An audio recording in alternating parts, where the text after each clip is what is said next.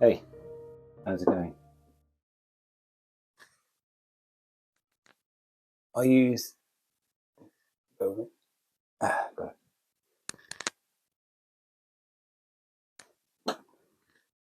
these little Filto Smarts. I don't know if you can see me or not. I use these little Filto Smarts, 60s they are, on these two tanks. Great little filter. I've modded them and put in a heater. But I keep shrimp, and this is the inlet. And if I didn't do anything, then shrimp would get sucked up into it and into the filter. But I've cut up a bit of filter foam, some of the blue stuff, not too small, not too coarse. And I've shaped it so it fits inside this thing. Every time I do a maintenance, I pull out the foam and give it a little clean. Sort of acts like a little pre-filter, like what you get on the larger Oases.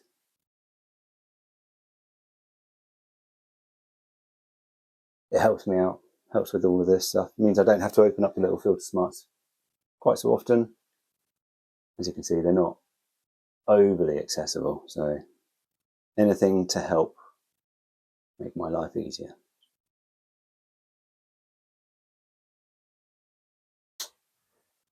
Put that back on the end.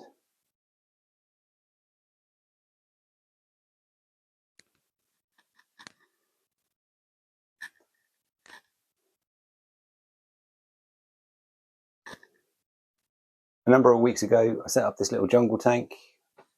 The videos are up on the channel if you haven't seen them already. It's settling in quite well, but I haven't really done any maintenance. The only thing I've been doing is water changes and feeding the fish.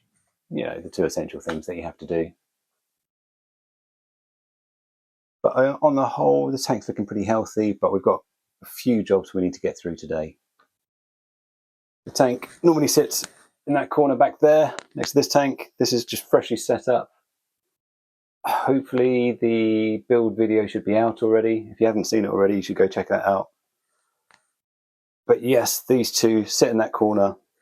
They share this light. As you can see, we've got a few things to do. Floating plants have taken over. The stems that I've just sort of chucked in there are starting to really sort of mat together and grow quite large. We've got algae all over the glass. Can't really see things properly, so we've got a couple of jobs to do just straight away, just to get things looking good. Anyway, let's have a look, eh? As you can see, floating plants taking over. I always add stem plants at the beginning of a new tank just to help settle things in. Just some quick growing ones. Here I've used Hygrophila polysperma. I think that's what it's called. It may even be the Rosenvig version, I don't quite remember. But as you can see, they're putting out aerial roots all over the place. So I think we'll thin some of that out. I won't take it all out, but I'd definitely take at least half out. Just sort of having a look around. A bit of algae on the stone there, that looks all right. I don't know if it's coming up on the camera, but the glass is filthy. That's going to need a really good scrape. So I think we'll tackle the floating plants, glass and these stems first, and then we'll have a little look around, see what else needs to be doing.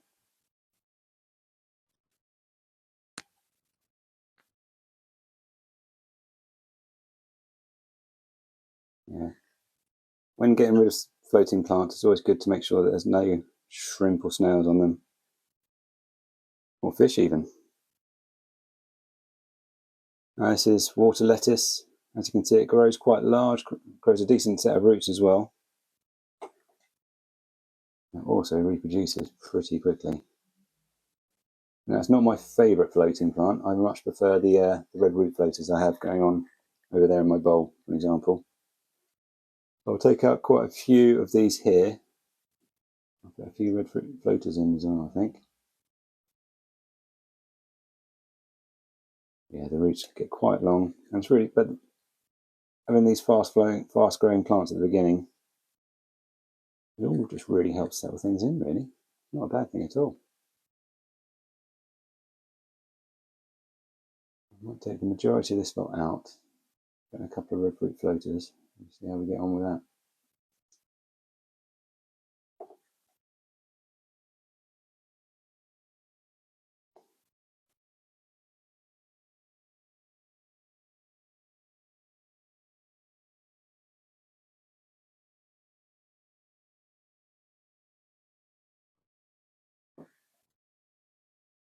The pool, there we go. It's a good example.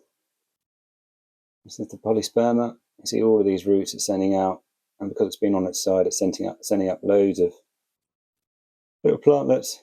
Tell you what, I'm going to take half of these out. I'm going to put them straight into the new triangle tank that goes next to it. That's been set up for about a week, a little over a week now. The fish went in a couple of days ago. There you go. I've got 3 main stems, loads of aerial roots, loads of side shoots growing into new plants. Put them straight in. It's only going to help.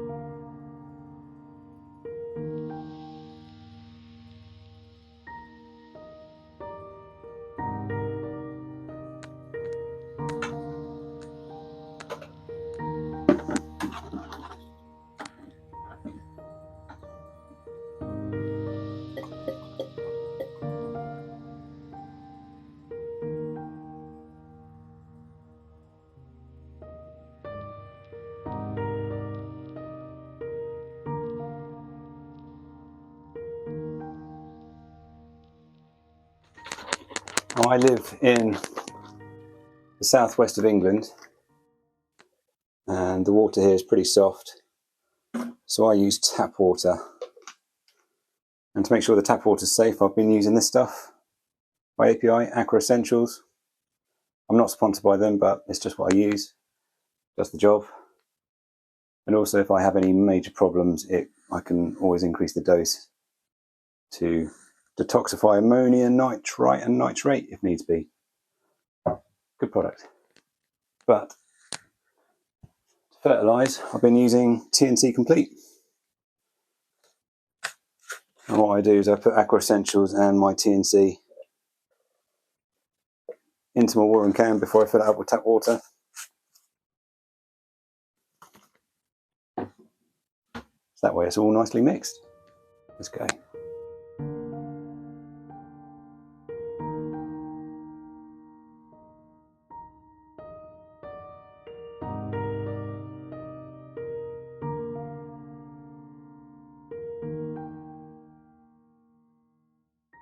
There we go. That's removed a lot of that tannin look. It's looking a lot clearer. Now, we've got a few holes on this Bucephalandra, so I think that we can tackle that by removing those leaves. Removing old damaged leaves just encourages new growth. I mean, we've already got a bit of new growth coming off that plant there. There's that one, that plant there. Hope you can see it. And if I get in closer, you can see the older leaves with the holes in it. They've got a bit of algae around the edges growing there. So yeah, we'll remove those. Apart from that, the Marsilia and the Crypt Parva looking pretty grand. Quite liking that. The ferns, They're alright, they're putting on new leaves, but the old leaves are again looking a bit tatty. I might remove a couple of those as well. But the, let's see that. Yeah, the Sagittaria and the Eleocharis montevideensis haven't quite taken off yet. Maybe there's been too much cover from the floating plants. Maybe I need to be a bit more diligent about giving them some light. Yeah, I was expecting them to really take off, particularly the Sagittaria. Maybe it just needs a bit more time to root in. We'll see. We'll see.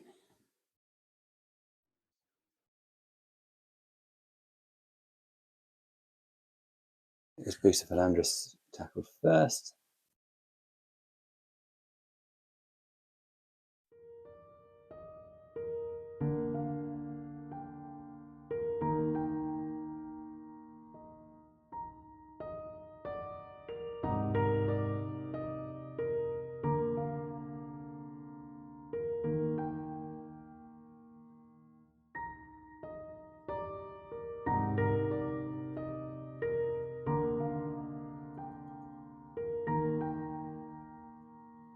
I will say, I don't really like these. I find them too cumbersome, really. So I think next time I make an order from an aquarium shop, I'm going to go for those small little spring-mounted snippers that you can get. Yeah. But we do what we can with what we've got. It's always the best way. Remove some of these little plantlets from this trident fern. It's a great way to get plants for free is when the trident ferns or the Java ferns, whatever ferns, produce these little plantlets, let them grow up a little bit on the plant and then take them off and put them somewhere else in your aquarium.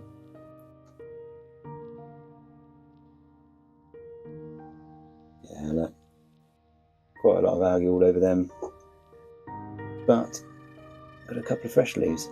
I think this whole area is going to look a little bare for a while, but hopefully with some of these floating plants being removed, we'll give it more light.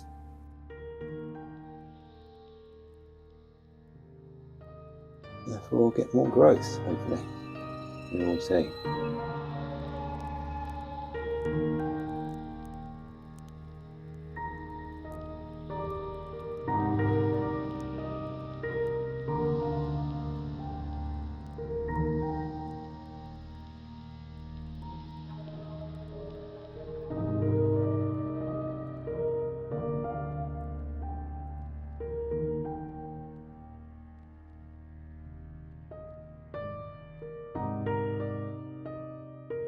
Now I just wanted to let you know that sometimes people can be a bit apprehensive about trimming plants.